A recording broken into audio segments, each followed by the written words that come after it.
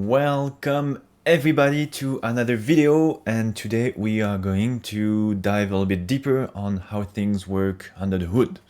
So we're back to the code and we are going to change a few things to make sure we understand everything correctly. So first of all, I commented all of the HTML blocks.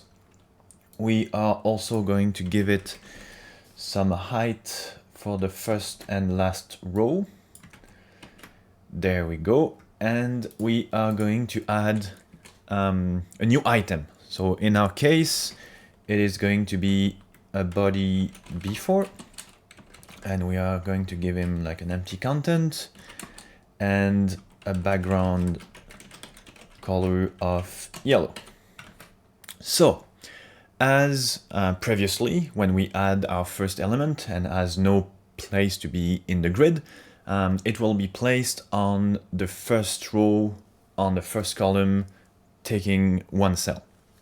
So now I want you to look very closely at those numbers that you can see here. It's like 1, 2, 3, 4, 5, and those are the column lines. You see also 1, 2, 3, 4, 5, 6, 7, and those are the row lines. And this is how we are going to place the item by row line. So if I go back to the code, if I go here and I say that my grid row start is equal to 3, for instance, we'll see that now our element starts at the third row and takes one spot, so goes to the fourth row. If we want it to be a little bit bigger, we can go here and say grid row end, and let's say use 5, for instance, and you see now it starts at the third row and finishes at the 5th row. It works just the same if you want to use grid column start.